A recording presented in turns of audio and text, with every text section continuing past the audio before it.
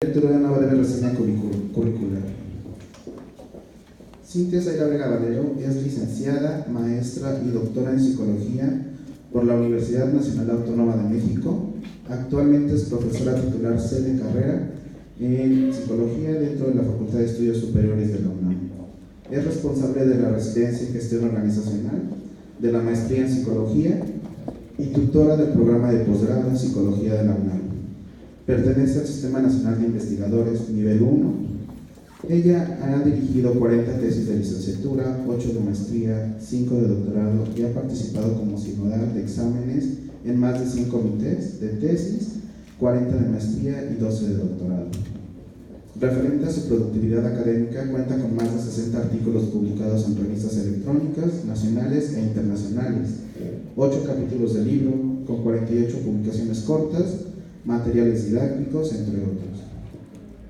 Ha presentado más de 300 trabajos en congresos nacionales e internacionales y es colaboradora de comités de admisión de posgrado de Psicología de la UNAM, del progreso de ingreso de maestría, y ha dictaminado trabajos para congresos, revistas especializadas y proyectos que soliciten financiamiento.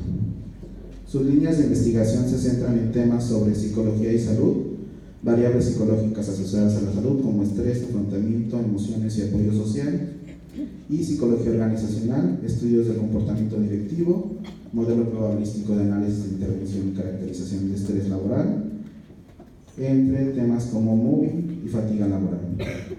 La doctora Vega el día de hoy nos acompañará presentando su conferencia Análisis del comportamiento directivo, una propuesta. Le damos la palabra a la doctora. Bienvenida.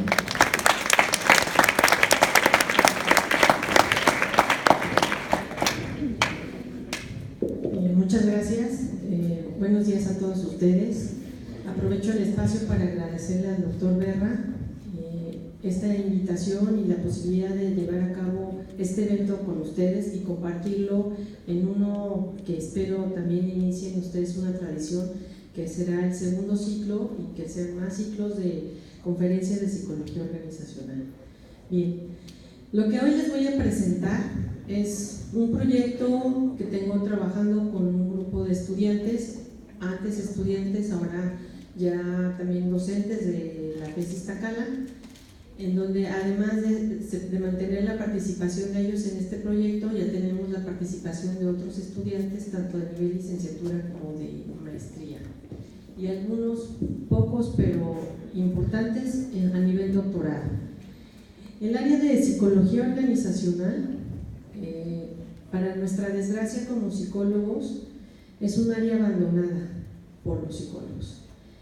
Ustedes verán, métanse un día a la base de datos Scopus o alguna otra base de datos de estas a las que uno tiene acceso y meta palabras claves como psicología organizacional y verán, darán cuenta de la cantidad de publicaciones que se arrojan en esta base de datos.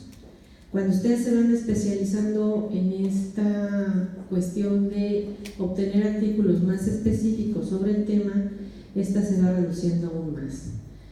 No ocurre lo mismo cuando ustedes, por ejemplo, ponen palabras clave como psicología clínica, psicología educativa, que son dos áreas de la psicología bastante abundante en términos de las publicaciones que se tienen.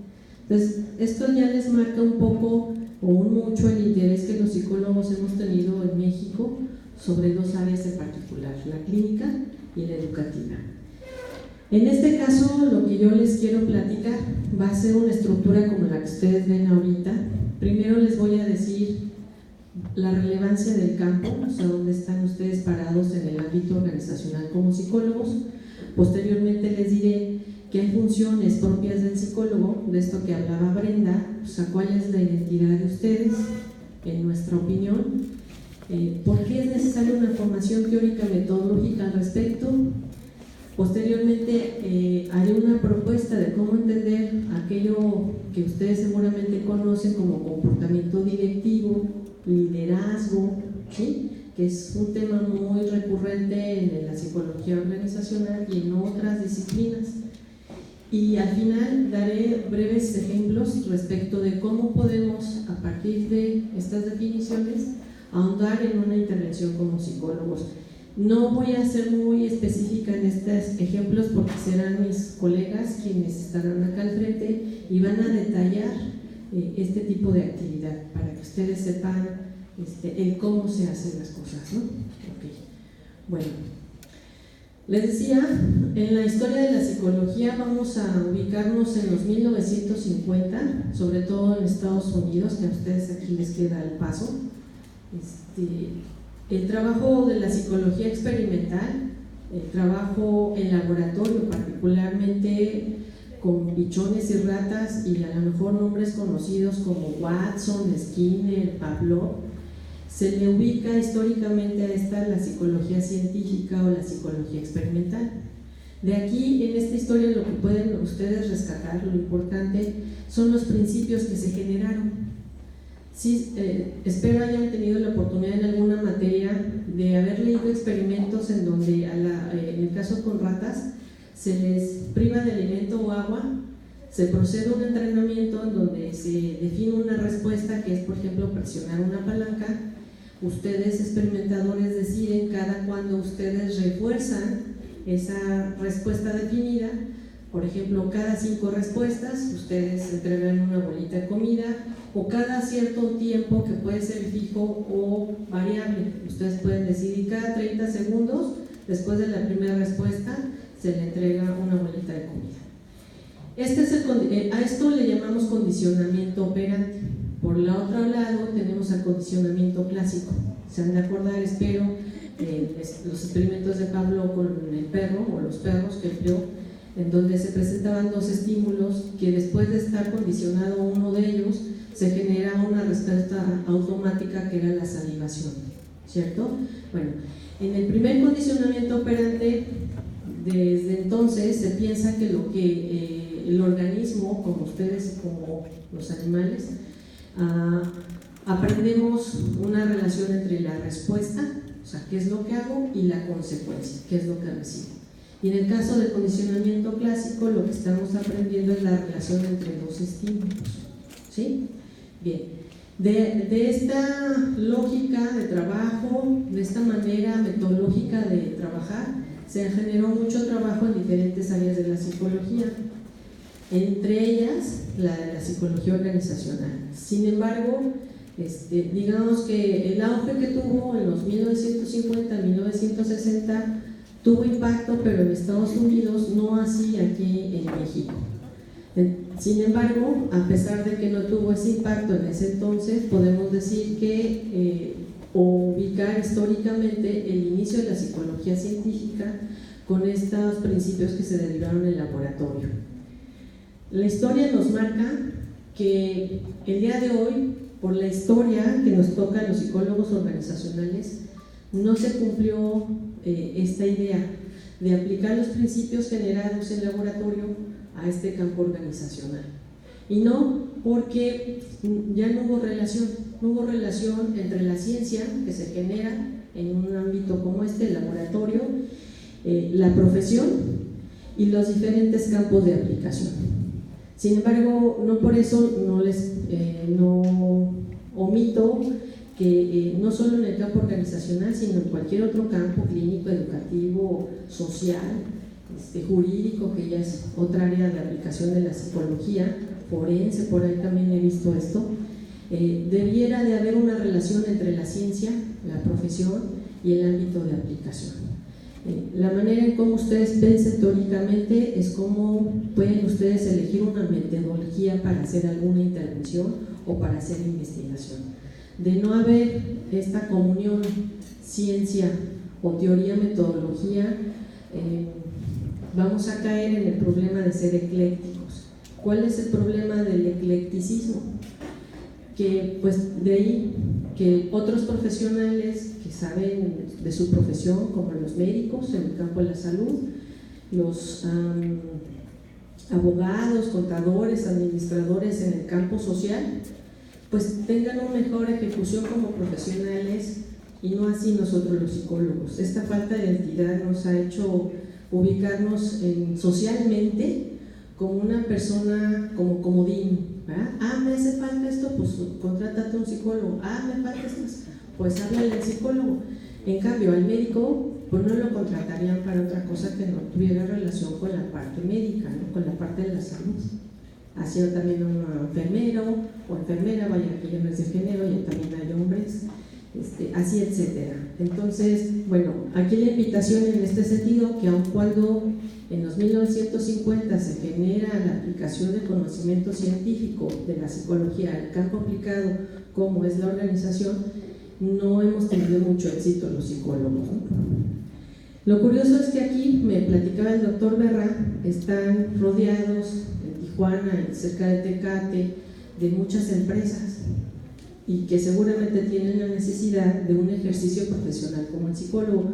Nosotros en la FES Iztacala, que pertenecemos a la UNAM, pero estamos ubicados en el Estado de México, en Tlalnepantla, estamos rodeados de empresas.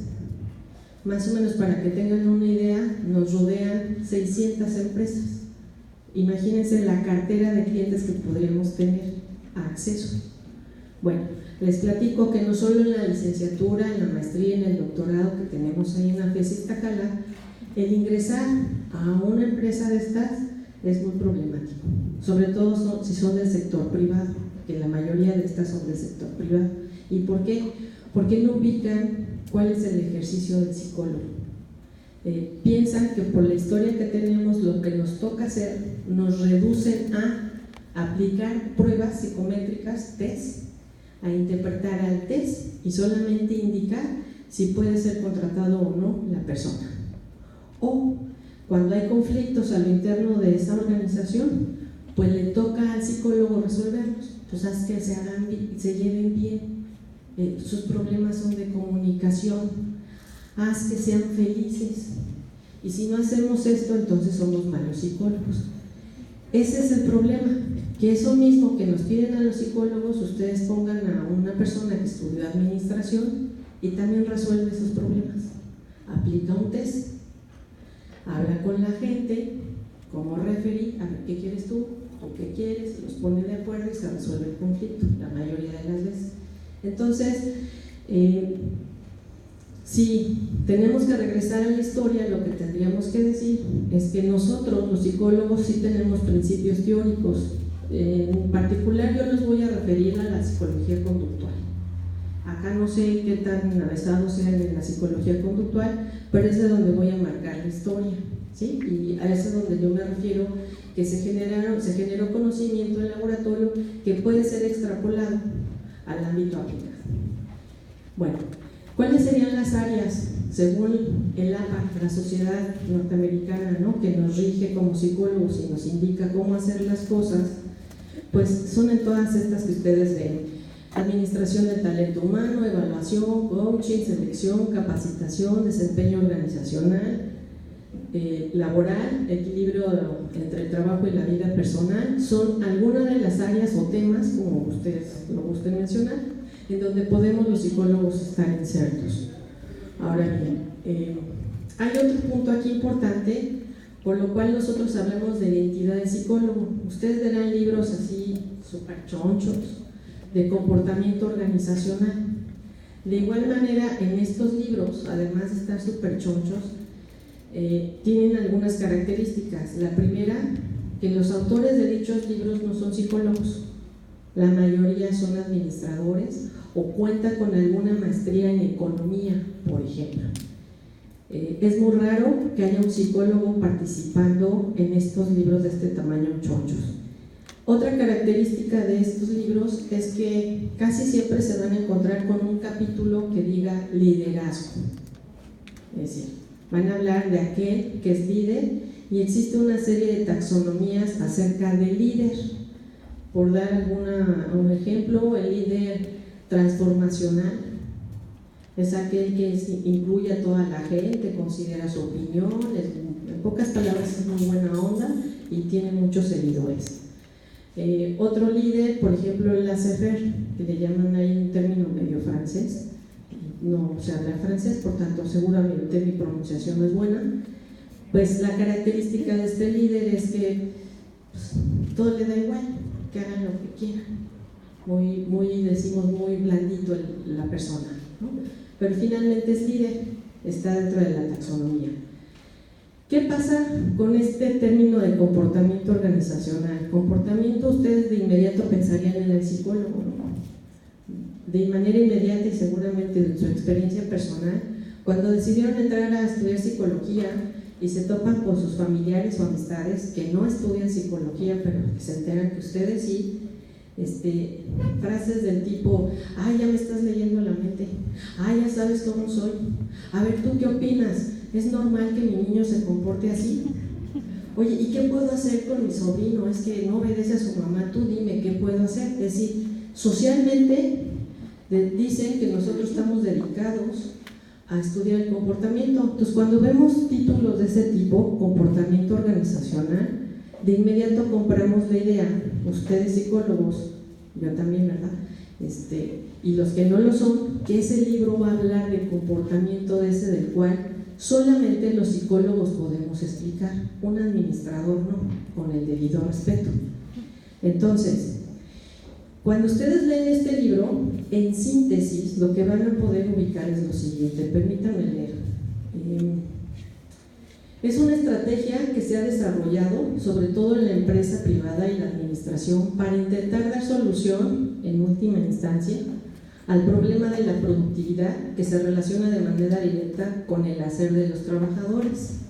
Visto así, no es difícil entender que se ha conseguido con una actividad multidisciplinaria, en todo caso es tecnológica porque nada más resuelvo, no investigo, procuro resolver el problema.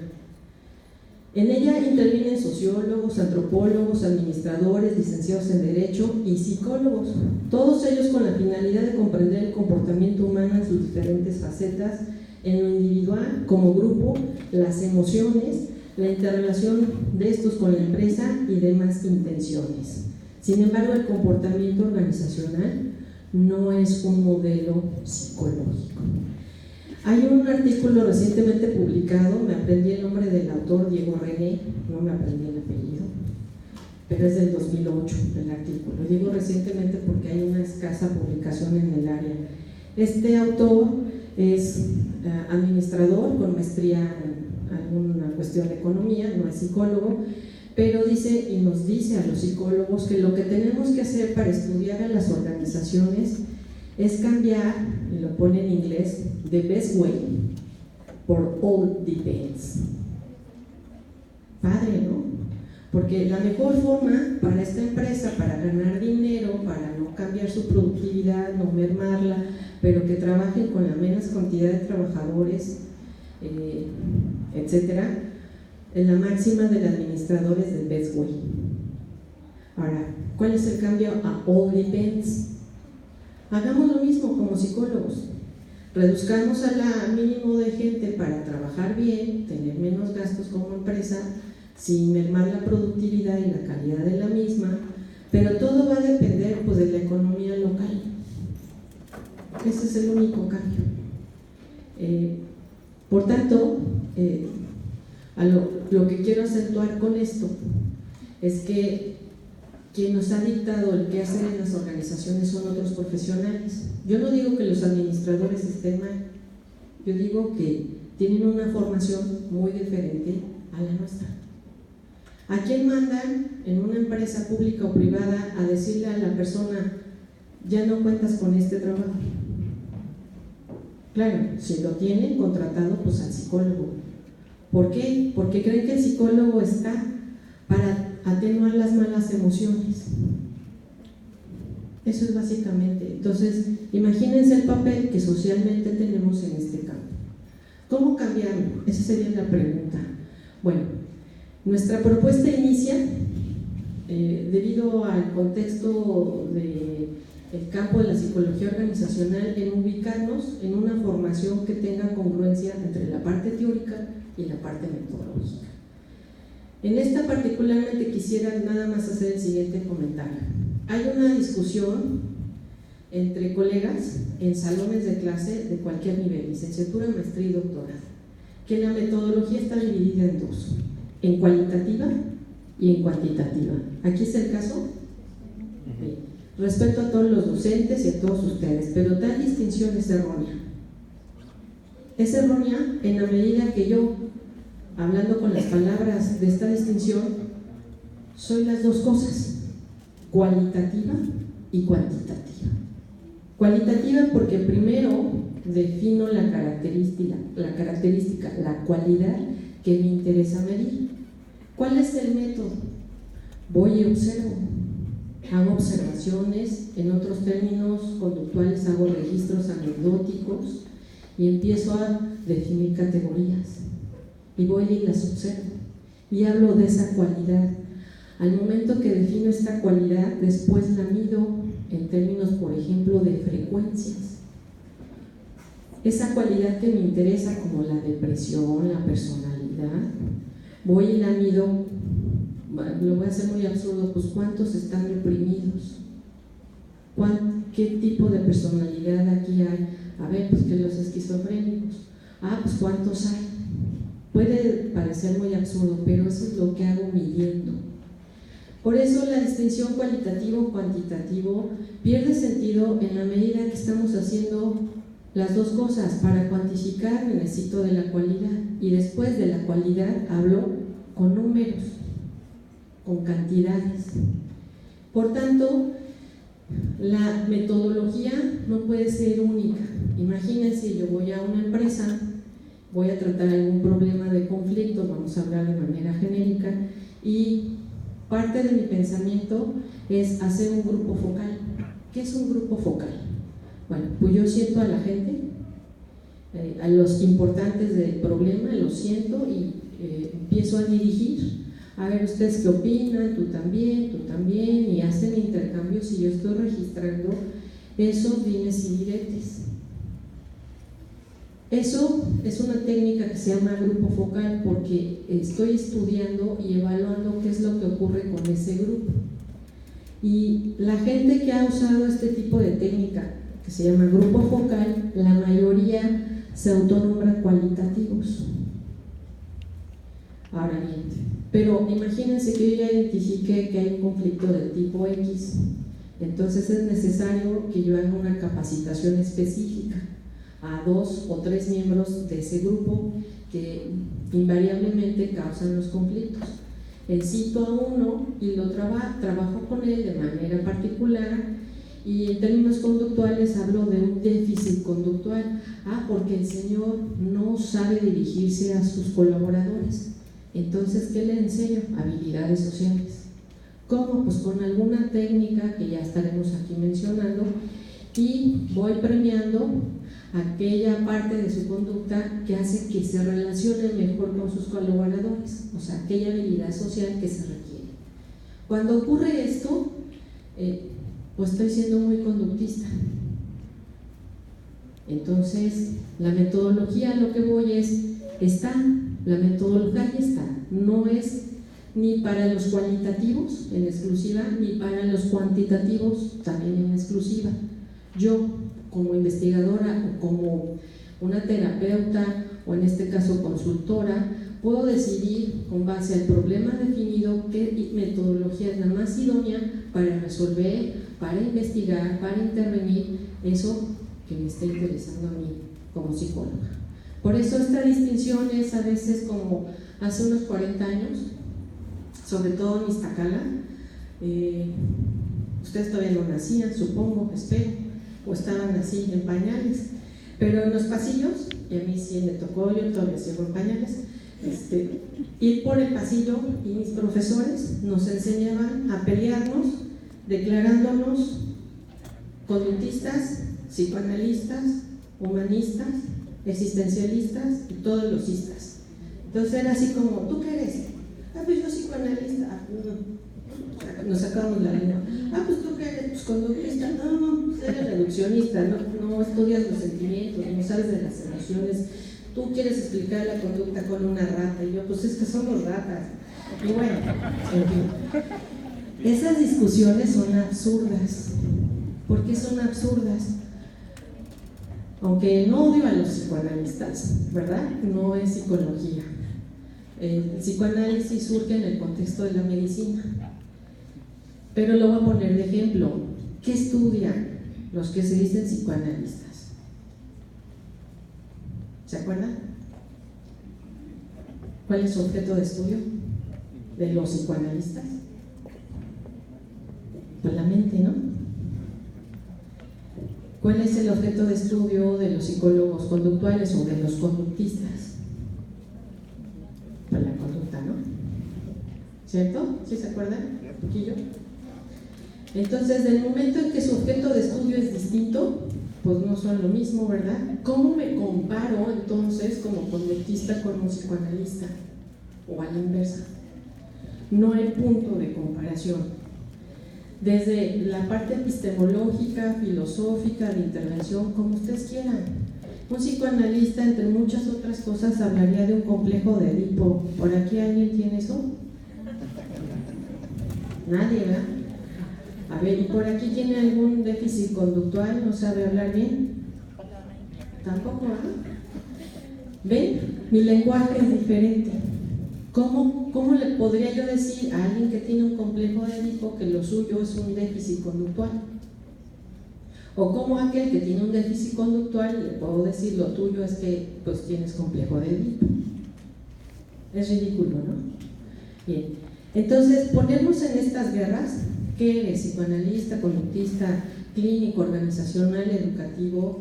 A veces son discusiones vagas que igual nos llevan a tomar una cerveza muy rico, pero nada más. Por eso hacemos hincapié en que esta formación teórico-metodológica sea congruente. Yo no puedo ser psicoanalista pensando en los complejos de Edipo que andan aquí sentados y caminando y tratarlos como un problema de déficit conductual. No habría congruencia, sería yo incongruente. ¿Sale? Bueno, ¿cómo entonces le hacemos los psicólogos?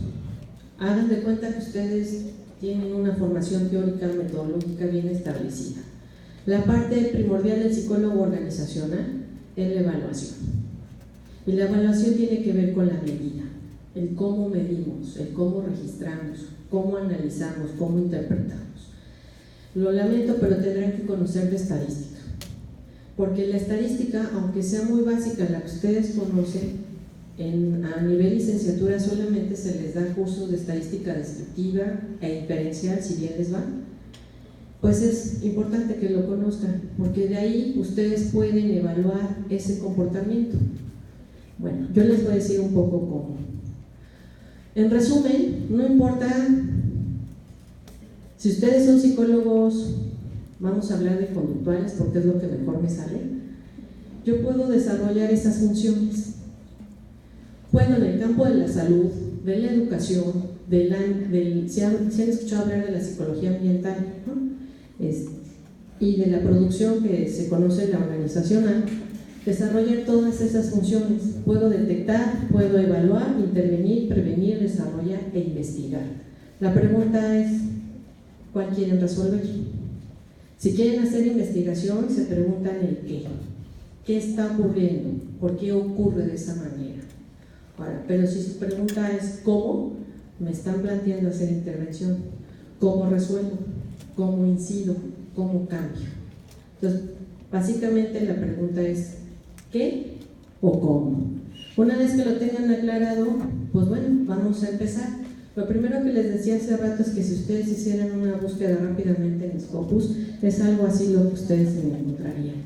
Por ejemplo, 3.245 publicaciones. Vamos a hablar ya de comportamiento directivo. ¿Cuál es el tema más conocido aquí? Pues liderazgo. Cuando reduje esa búsqueda incorporando nada más a la psicología como disciplina que tiene publicaciones de revistas, libros o capítulos de libro, se redujo a 962. Y después se me ocurrió decir, pues nada más México. Y ahí quedaron maravillosas 5 documentos de 3.245. Y además, que la vergüenza, ¿no? Que dice que la UNAM somos la casa, sí, somos la casa máxima de estudios, ciertamente. Y por lo mismo debería de darnos pena decir que de esas 5 publicaciones ninguna pertenece a la UNAM. Es más, acá está aquí que una publicación es de Oaxaca, de donde viene el doctor Lara. y son universidades pequeñas que no reciben el mismo recurso que la UNAM. Por eso lo destaco. O sea, sí creo que somos la máxima casa de estudios. Por eso soy Puma, ¿no? Pero el asunto está que a mí me parece vergonzoso que siendo este el primer lugar de las universidades iberoamericanas no tengamos ninguna publicación. Bueno, ustedes dirán, Scopus está reducido. Yo les voy a decir, sí, no es la única base de datos, pero el ejercicio se los quise mostrar para que ubiquen cómo andamos en la psicología organizacional. Se preguntarán, ¿por qué ocurre esto? Bueno, los que trabajan como psicólogos organizacionales en organizaciones públicas o privadas, hay algo que establece su contrato implícitamente. Los datos no son de ustedes, pertenecen a esa organización.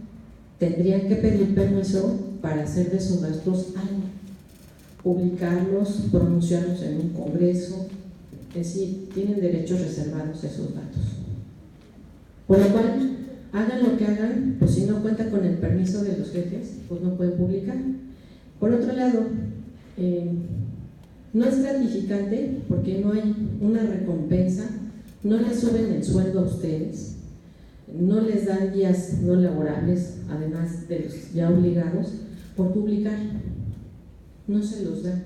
No en esas organizaciones. Claro, si ustedes trabajan aquí, en una universidad, pues sí es premiado esto, pues de hecho es lo que nos fortalece a los docentes, que nos dejen publicar, que nos dejen ir a congresos, tener una convivencia académica con otras universidades. No así, pues en las organizaciones, no es de su interés. Por tanto, aunque ustedes sean excelentes psicólogos organizacionales, su trabajo sea exitoso, pues no lo conocen más que ustedes y los que los rodean, no lo publican, por tanto no hay evidencia. No ocurre esto en la psicología clínica, que no importa si el terapeuta pertenece a un instituto público o privado o es independiente, el interés entre ellos es publicar sus casos. Y entonces ustedes encuentran una gran cantidad de literatura al respecto, diversa ciertamente, pero que para que ustedes más o menos se den cuenta, cuando hice el ejercicio de 3.245 publicaciones, cuando yo metía sobre psicología clínica eran más de 14.000. Entonces sí es muy abundante la publicación. Bueno, después de nuestra vergüenza de tener nuevas 5 publicaciones en México, bueno, ¿por qué ustedes estudiarían entonces, o por qué les propongo estudiar, primero en términos de investigación, a los directivos? La literatura nos indica, la que ustedes quieran, los pocos psicólogos que escriben y los muchos otros profesionales que publican al respecto, indican que es la persona clave. Si el líder o el directivo toma buenas decisiones, hace de esa organización un éxito o un fracaso. Imagínense la responsabilidad entonces del jefe o del director. Si este es bueno, pues ustedes van viento en popa, pero si no, pues qué mal, van a tener muchos problemas. Bueno, si esto es así, no es extraño que ustedes encuentren muchas taxonomías al respecto. Esas taxonomías, muchas de ellas no están probadas. ¿Qué quiere decir que no están probadas? Que la gente que las escribió, en su experiencia de haber tratado con muchas personas, hace que haga una clasificación desde los líderes buena onda hasta los líderes mala onda. Pero es mi experiencia la que está traducida en una taxonomía. Jamás las han probado, jamás han hecho estudios en donde obtengan datos empíricos y que ustedes digan, claro, sí existe el líder laissez-faire, el líder transformacional, o el directivo buena onda o el directivo mala onda. De hecho, son libros que ustedes pueden encontrar con títulos de tipo empresas que perduran, ¿no? Hágalo usted mismo, casi, de ese tipo de títulos. Entonces, al no tener evidencia, o sea, datos, no podemos decir que esa taxonomía sea cierta, es decir, en términos filosóficos, que exista como tal. Por tanto,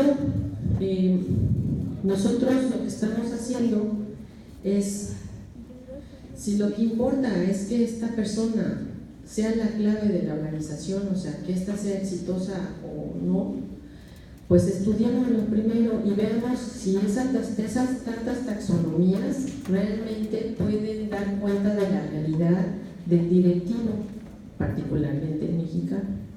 Bueno, porque no estamos en Estados Unidos, ni en Inglaterra, ni en ningún lugar de Europa, además de Inglaterra, que son de donde vienen estas propuestas. Entonces, verán, nuevamente en esta búsqueda en México, este tipo de publicaciones son inexistentes. Nos basamos en lo que en otros países han hecho, y no es que esté mal, sino dicen por ahí, ¿no?, que la cultura es importante. Y si es importante, quiere decir que lo que hacemos cotidianamente nos distingue como mexicanos de aquellos que son franceses, españoles o ingleses, ¿cierto? Si esto es así, pues entonces, ¿dónde está el trabajo que nos pudiera ubicar cómo es el comportamiento directivo de los que estamos en México?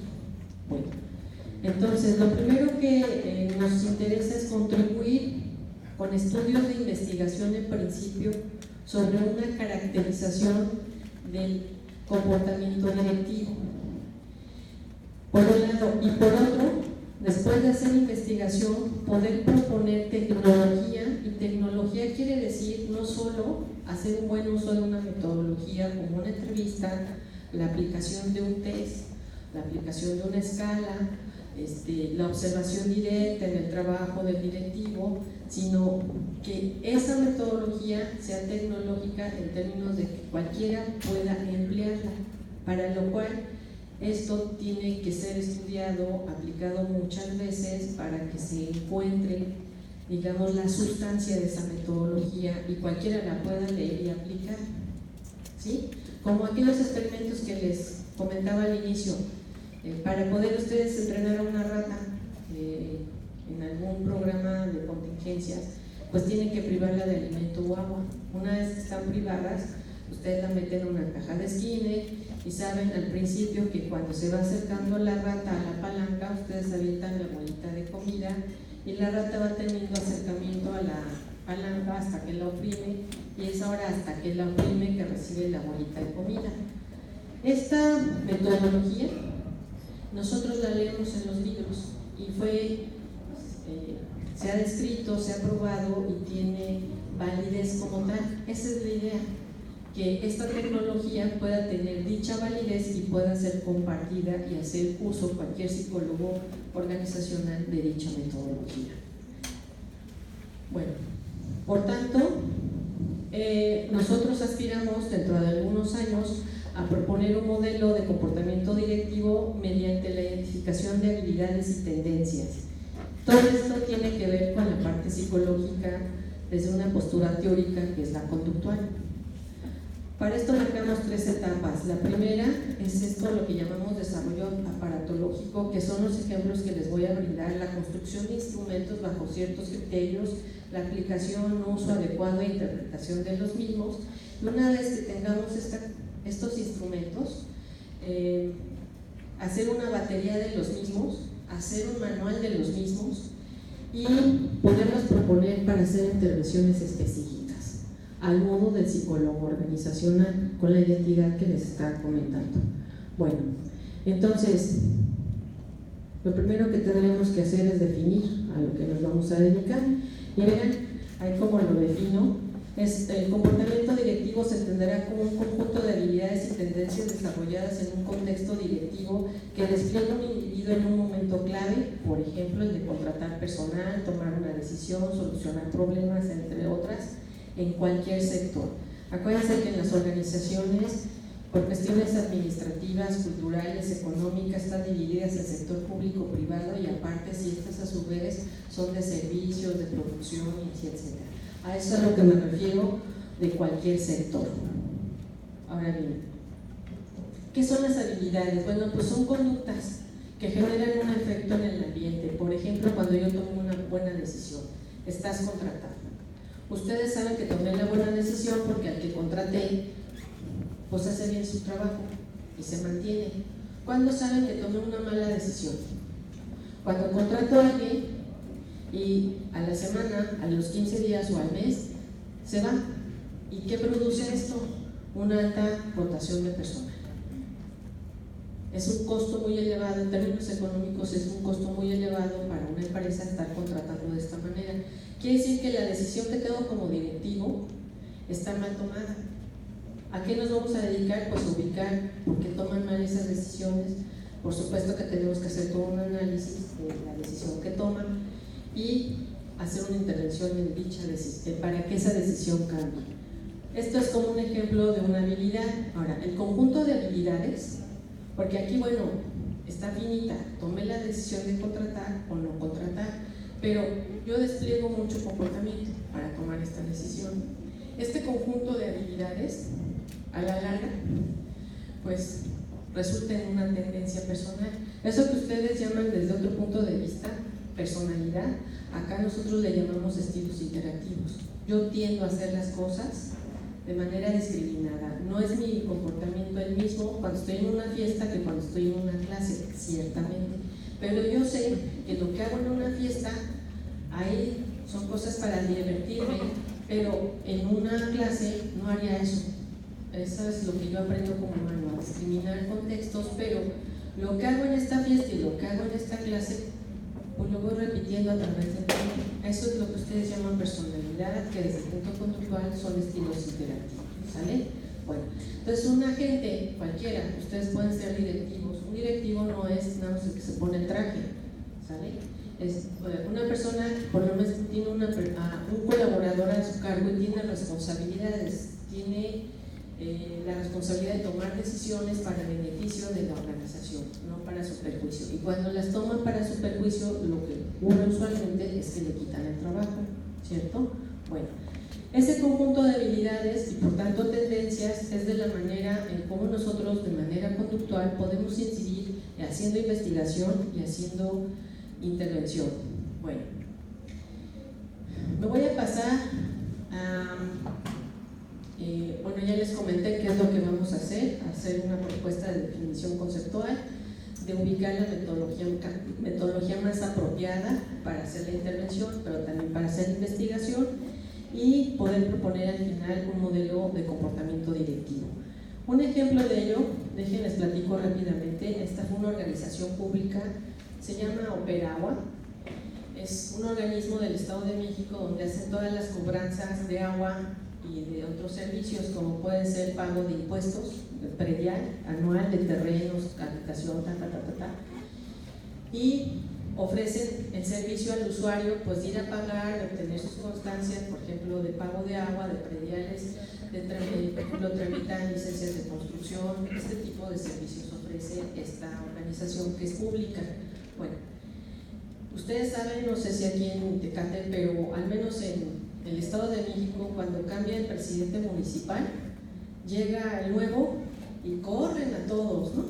Entonces ponen a los nuevos jefes. Esos jefes usualmente son recomendados. No es que haya un concurso y ustedes lleguen y puedan concursar, pues puedo ser el jefe de producción, el jefe de selección de personal, no. Usualmente por recomendación son contratados. En este caso no ocurrió algo diferente. A la que nombraron directora y subdirectora en ese momento de esta organización pública, les dieron el encargo de formar su equipo y contrataron a 36 personas para ocupar jefaturas diversas en esa organización. Entonces nos llamaron a nosotros como parte de la residencia en gestión para hacer prácticas de esta índole en esta organización. Lo primero que nos preguntamos nosotros fue cómo contrataron a los 36 nuevos jefes. Y aunque no lo crean, y tengo testigos aquí, uno de ellos, nos dijeron, pues hicimos entrevistas, los citamos, todos o la mayoría fueron recomendados de algún conocido del jefe. Y cuando estuvieron aquí sentados platicamos con ellos. Algunos son administradores, otros estudiaron Derecho, otros tienen licenciaturas inconclusas, ninguno era psicólogo. Y cuando platicamos con ellos, al momento de hablar, si nosotros vimos que iban a ser leales, los contratábamos. Entonces la siguiente pregunta, pues como los psicólogos entre otras cosas somos chismosos, ¿cómo leales y cómo ubicaste eso? Dime, sé un poco objetiva, le decíamos a esta directora. ¿Qué hacías? ¿Qué te indicaba para que tú pensaras que iba a ser leal? Pues no sé, nos decía, pues no sé, me dio confianza. Y entonces, pues es que tenemos el problema de que estos jefes que contratamos, 36, no saben tratar a los colaboradores, no saben del trato al usuario, o sea, no dan un buen servicio, hay muchas quejas, las quejas son muy altas, ¿no? Todo el mundo se quejaba porque no había constancia, porque no podían pagar, porque no les llegaba el recibo, bla, bla, bla. Y entonces, por eso, recurrimos a ustedes para que los capaciten. Esa era la necesidad. Pero fíjense que de inmediato, ¿cómo estuvo la contratación? ¿Sale? Bueno, ¿qué se nos ocurrió a nosotros? Porque aquí fue cuando inició nuestro proyecto hace como 5 años. Se nos ocurrió, lo primero, evaluar comportamiento psicológico. ¿Para qué? Para ubicar, conductualmente hablando, cómo estaban para desarrollar su ejecución como profesionales en la jefatura que les habían asignado. Entre las variables que nosotros ubicamos en ese momento en la literatura, una de las cosas que se caracteriza el líder es, no sé si alcancen a ver, dice tolerancia a la frustración, involucramiento en el proceso creativo y solución de problemas. O sea, un buen jefe toma decisiones y soluciona problemas. También es tolerante a la frustración. ¿Y por qué es tolerante a la frustración? Porque le dan 1, 2, 3 indicaciones, entre ellas son contradictorias, no saben qué onda. Si da lo mismo si eligen la A o la B de las alternativas, de todos modos se los van a fregar. No tienen los recursos, a veces tienen que poner de sus recursos personales, o sea, el contexto es difícil. Y por tanto, si no tienen tolerancia a la frustración, es muy fácil que renuncien y eso es costoso. Entonces, en la literatura se marca que deben de ser tolerantes a la frustración y que el involucramiento con sus colaboradores, le llaman así pomposamente involucramiento en el proceso creativo, es que yo sepa decirle a mis colaboradores, ¿tú qué piensas? ¿Lo harías así? A ver, échatela, hazlo tú. Sí, tienes buena idea. Oye, así no está bien, yo le echo ganas, mejor lo hago a mi estilo. Es decir, este estilito, ¿no?, como directivo, le ha llamado involucramiento en el proceso creativo. Entonces, lo primero que hicimos fue ubicar instrumentos que ya estaban publicados, de esos que ustedes pueden meter en el Google y les sale 80,000 instrumentos sobre un tema. Bueno, elegimos en ese entonces el mejor, porque esta era nuestra condición. Lo que ustedes ven aquí es un promedio, después de hacer todo un proceso estadístico de los datos. Aquí tenemos puntajes T, no son los puntajes directamente arrojados por el instrumento, y lo hicimos así para que pudiéramos presentar los datos a los jefes que estaban siendo evaluados en ese entonces, y verán, están sus puntajes en el rango del medio. ¿Qué quiere decir? Que el puntaje obtenido en tolerancia a la frustración en las situaciones evaluadas, a veces eran tolerantes, a veces no. La suma de su puntuación los ubicó en este rango. Entonces, ¿sale? Y eso no está bien. O sea, ellos deberían de ser siempre tolerantes. Ahora, involucramiento en el proceso creativo. De igual manera, la puntuación indicaba que ante ciertas situaciones a veces sí incluían a los colaboradores y a veces no. Y ahí está el puntaje. Lo mismo que la solución de problemas. O sea, a veces sí solucionaban el problema y a veces no. Esta ambigüedad, o sea, porque es como aventarse una moneda al aire. Si eligen águila, pues que bueno, ya solucionan el problema, pero si cae sol, pues ya no resolvieron el problema. Por tanto, en términos conductuales, caer en este rango de moderado o en medio implica que ustedes deben de intervenir conductualmente hablando. ¿Cómo? Pues con técnicas particulares para incrementar aquellas habilidades que deben de presentarse en el contexto en cuestión. Bueno, aquí nos dimos cuenta, otra cosa que nos ocurrió, que somos fanáticos de la estadística mal empleada. ¿Qué es la estadística mal empleada? Nos gusta aplicar pruebas de H cuadradas, análisis de varianza, pero no sabemos por qué y malinterpretamos las cosas. Entonces, cuando ubicamos este problema, hacer el uso de test psicométricos, de estos que ustedes encuentran con mucha facilidad, ubicamos que la lógica de la construcción de los instrumentos se han de acordar, espero en alguna clase haber visto la distribución normal. ¿Así ha sido aquí? ¿Han visto la distribución normal de los datos? ¿Sí? ¿En estadística inferencial? Ok. Se han de acordar que esa distribución se ve como tiene un solo pico, ¿no? También se le conoce como distribución de campana de Gauss, ¿sale? Y se dice de esta distribución que si ustedes la parten a la mitad, lo que esté por abajo de la mitad, que viene siendo el promedio, indicaría que aquello que están midiendo está ausente, ¿sale? La mitad para arriba dirían, pues eso que están midiendo está muy presente. Si hablamos de depresión y el puntaje de la persona cae por arriba de ese promedio, es que está muy deprimido. Pero si cae por abajo de esa media, pues no está tan deprimido, ¿cierto? Bueno, sería un problema en los casos que están a los extremos de esa distribución, los que dicen que no presentan depresión y los que sí están al extremo, pues están muy deprimidos, casi para el suicidio, diríamos, ¿sale? Bueno, lo que ustedes ven ahí, yo tengo mala vista, pero espero que ustedes lo ubiquen. La rayita azul es la distribución normal y la rayita es amarilla, es la distribución de los 36 jefes que evaluamos en esta ocasión. La distribución azul, que es la normal, es un modelo matemático que hicimos, metimos los puntajes todos obtenidos y en el Excel se obtuvo esa distribución matemática automáticamente y así se ve, a veces un poquito aplanada en la punta de la distribución normal. Bueno, de la misma manera hicimos, la teórica la hicimos con números aleatorios y la empírica, que es la de color amarillo, con los 36 datos de los directivos contratados.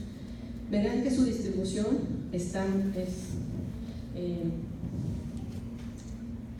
tiene poca variabilidad, o sea, no está tan aplanada esta distribución. Un pico muy alto, muy cercano a ellos los datos entre estos 36 directivos. Si ustedes hacen una comparación, veamos la de involucramiento en el proceso creativo. Si ustedes comparan la distribución del modelo matemático, la azul con la amarilla, ubicarán que los datos de la amarilla están dentro de lo normal de la distribución de color azul. Y verán un puntito verde, creo que es color verde, ese es el puntaje de un caso de un sujeto. Dicen, pues ese cuate está por arriba de la media. Y su puntaje indica que pues no tendría problema, se sabe relacionar bien con sus colaboradores, sabe preguntarles, oye, ¿qué opinas? Pues hazlo tú no, pero ahora yo lo hago, ¿sale? Si ven el de tolerancia a la frustración, el puntito verde está un poquito más arriba, más cercano al promedio. También dirían, pues no tiene problemas, es tolerante a la frustración. Lo mismo de la distribución de solución de problemas. Aquí la pregunta es, ¿el psicólogo solamente interviene cuando la gente está mal? ¿Cuando hay que componerla? ¿Cuando hay que resolver? En términos clínicos sí nos ubican así, pero en términos organizacionales, pues esa persona, ubíquense cualquier puntito verde, después del puntito verde sigue una rayita amarilla, o sea, hay más puntajes. Quiere decir que al no obtener el puntaje total de la escala, o sea, el 100% del puntaje posible obtener, pues quiere decir que tiene algún déficit conductual. Ahí, aunque podríamos hablar de perfeccionamiento, tendríamos que estar incidiendo. Yo puse uno de los mejores casos, pero no crean, había jefes contratados de estos 36, que el puntito verde estaba del otro lado de la distribución, casi abajo. Imagínense. ¿Qué quiere decir esto? Que fueron contratados para dirigir a un grupo de personas para hacer de esa organización un éxito. ¿Y qué estaba ocurriendo socialmente? Que las quejas eran cotidianas, que no daban buen servicio, no sabían dirigir a sus colaboradores agréguenles sindicalizados, pues hacían lo que se les pegaba la gana. O sea, era un desorden esa organización. Por eso, todos los problemas que estaban presentando. La participación que tuvimos desafortunadamente en esta organización en ese entonces se quedó en la evaluación. ustedes no están para saberlo, pero imagínense cómo estaba la onda. El crimen organizado mandó a liquidar a una persona directiva de ahí. Y entonces cuando ocurrió esto, todos se quedaron sin trabajo. Verán, pues la política es complicada. Entonces ya no continuamos, pero la idea era hacer una intervención como la que les voy a mostrar en un momento. No más que dejen tomar.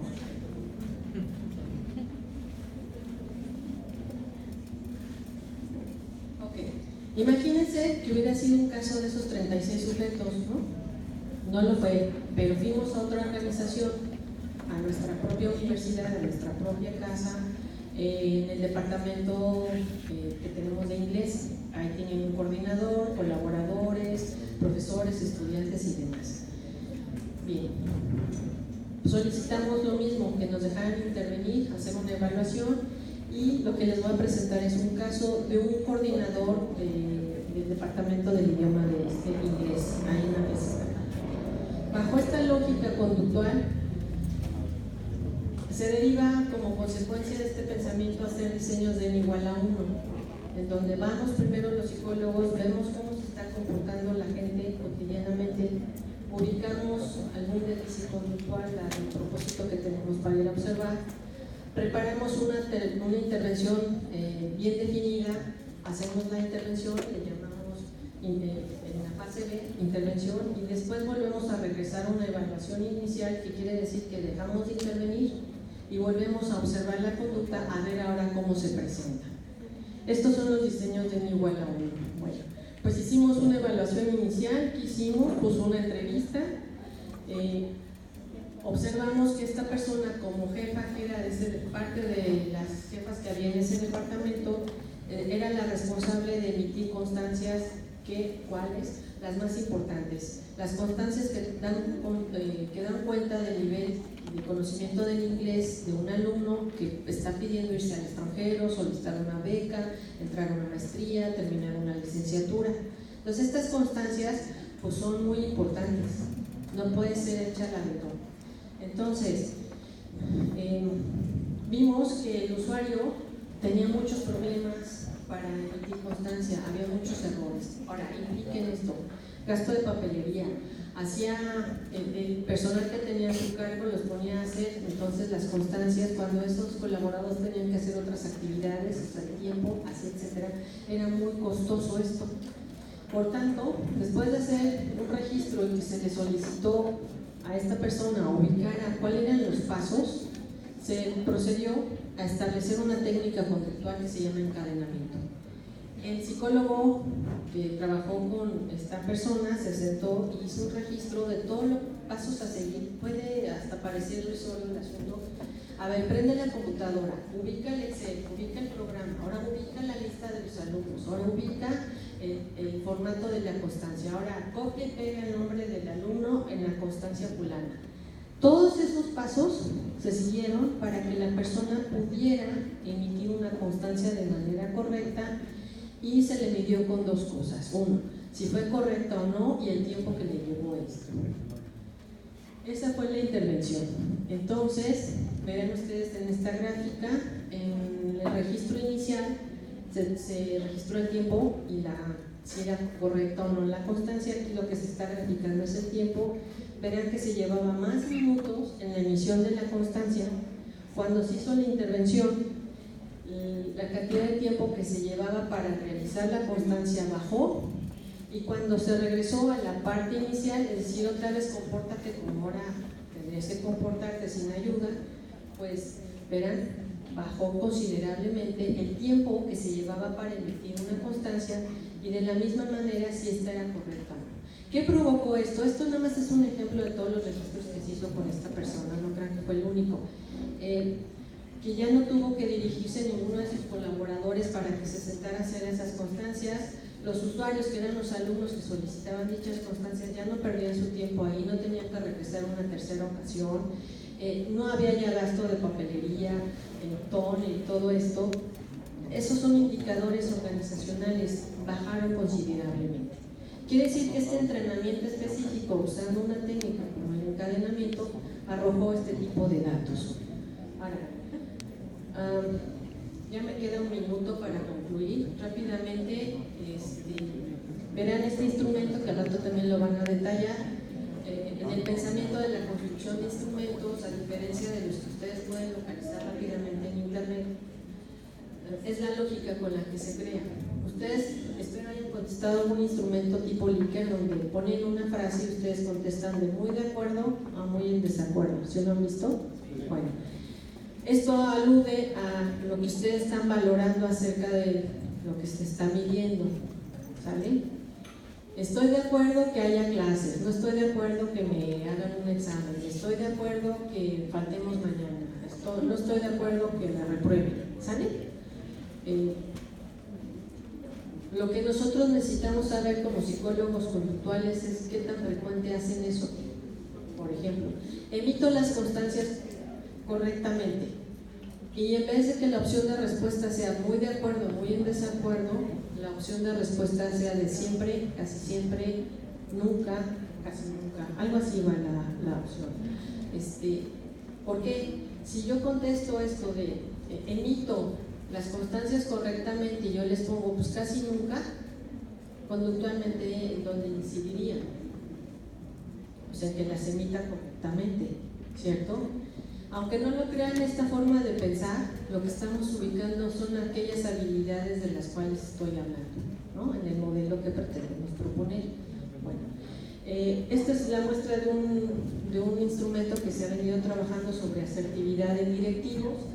Y dado los análisis bien elaborados que son esos, que son análisis factoriales y modelamiento de ecuaciones estructurales y todo eso que suena bien chistoso, nos arroja que las habilidades sociales para un directivo en términos conductuales está explicada por saber decir que no, por tener la habilidad de mando, o sea, saber ordenar, delegar, saber adecuadamente administrar castigos. ¿En términos de qué? De la expresión correcta de las emociones negativas, como por ejemplo, no estoy de acuerdo que no vengas mañana a trabajar. Puede ser correcto esto. No tienes el derecho. Este tipo de verbalizaciones implica comportamientos diferentes, ¿sale? Y corrección de conductas, ¿no? Oye, lo que hiciste no está bien, si lo puedes cambiar de tal cual manera a todo lo que haces está mal.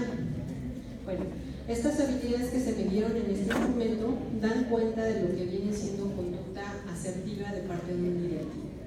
Esta es la manera más o menos, a grandes rasgos, que hemos estado trabajando este proyecto y serán mis colegas quienes estarán detallando la manera en cómo hemos estado interviniendo. Pues les agradezco su atención, ya me pidieron concluir. Gracias.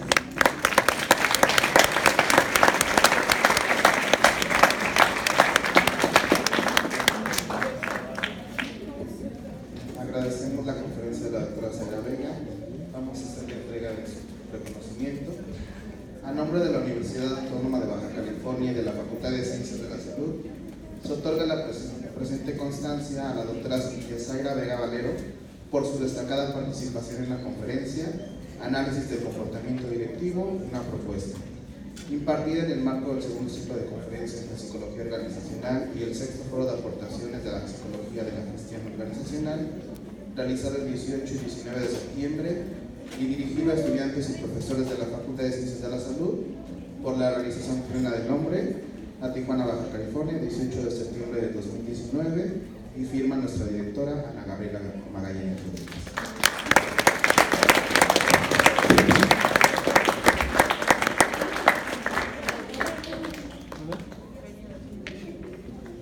Hacemos entrega de un presente por parte de nuestra facultad y será la Universidad de Soldado.